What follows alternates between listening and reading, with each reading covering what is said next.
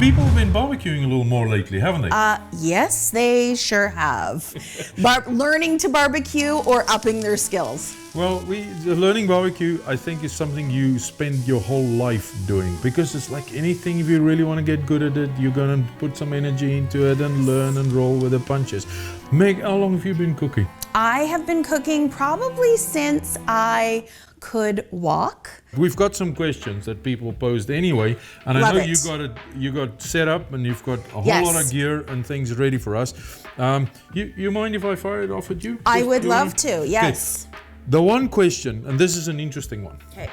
because I think tiramisu, I think if you do a really nice linguine, or not necessarily, a carbonara. I know where you're How about a going with this carbonara? question. How So- about a Caesar salad dressing? Yes. So let's give it away. Yes. What am I talking about? You're talking about raw eggs. Yes. So consuming food products that contain raw eggs, and is it safe or is it going to make me sick? Yes. So that's a big question. Is it safe? Well, yes and no. I think that there are so many ways to answer the question, and I will give you my answer because, again, at the end of the day, it's a personal choice.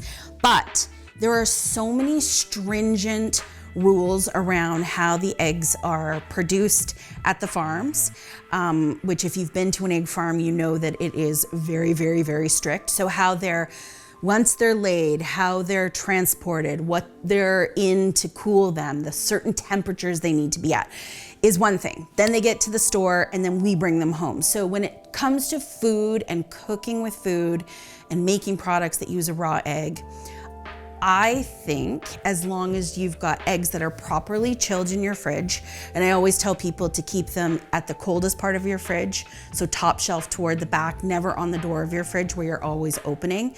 If you make sure that the eggs are not cracked or broken, and then you are keeping your surface areas clean so that you don't have cross-contamination, at that point, I think the chances are really quite low. So just so I cut through it. Yeah. Good food safety practices. Yes, right? yes. And good produce. Yes. Because if your produce is good, you know you're working with something that's relatively safe. I got a tip for you. Okay.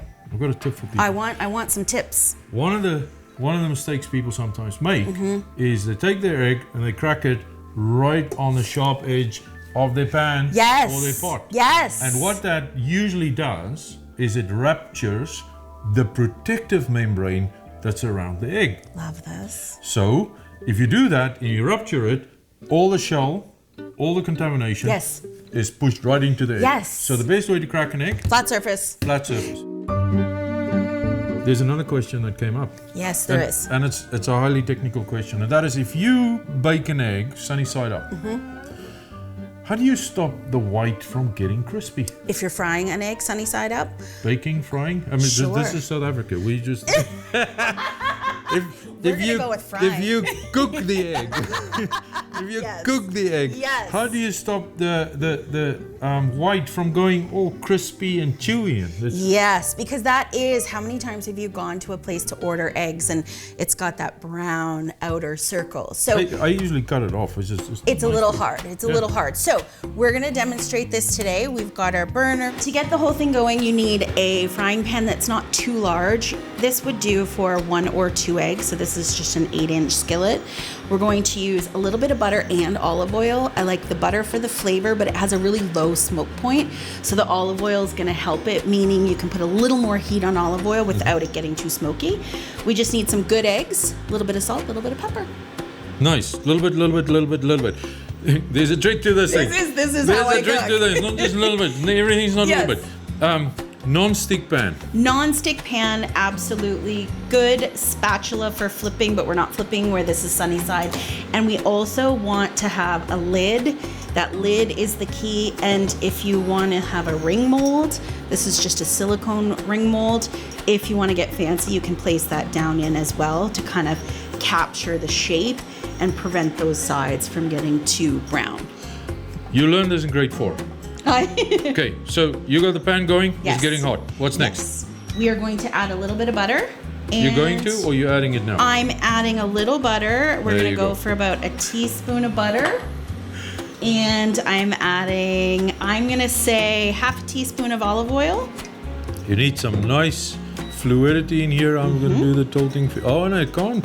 This is an induction plate. Induction burner doesn't Keep like the it pan. when it does it. There you Yeah, go. so we're Keep just the going to pan kind of get that going. It heats up very quickly. Good. Little bubbles. Once you see bubbles, what's Once next? you see bubbles, we are going to have a cracked egg in a bowl because again, we've checked for shells. We're just making sure the egg is fine.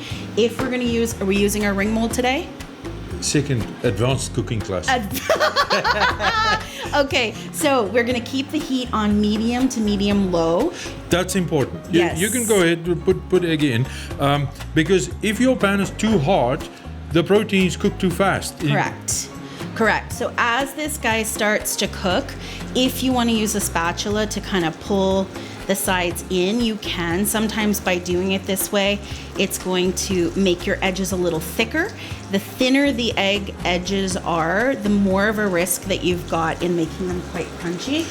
But I like to throw the lid on right away. What does the lid do? The lid, in a sense, you can see steam starting to form. It traps so that it almost becomes convection, and you'll see that the steam will help cook the top of the egg white, but it won't fry out the edges, because that's the problem. If we've got too high of a heat, the underside's going to cook much quicker and the top still needs to get cooked. So we're kind of creating that. So if you take the lid off, the challenge is going to be undersides cooking too fast. You're not going to be cooked on top, so you got a really runny egg, but you got stuff at the bottom already going crunchy and yucky. Yes, and I always say, watch your heat. You definitely don't want, you're not in a rush. Low and slow, kind of like barbecuing. You don't want to rush this. You want to get everything cooked so that the whites are good to go, and then it just depends on your yolks, if you want your yolks hard or runny. When is the salt coming? You salt the egg toward the end. That's my personal preference. I find that when you get to the point where your whites have started to solidify, I would just pop the lid off, give a little bit of salt, a little bit of pepper, and it's still going to keep that heat in. So that's the mistake. Even 30 seconds longer on the burner, you are going to get those dark brown edges. So there you go, sunny side up egg. Now, there's only one thing left to do. I think we need forks. No. Or it's Cowboys style. No. You need to cook your own eggs. This is mine. Thank you very much. Thanks for joining. So sweet. Thank you for coming.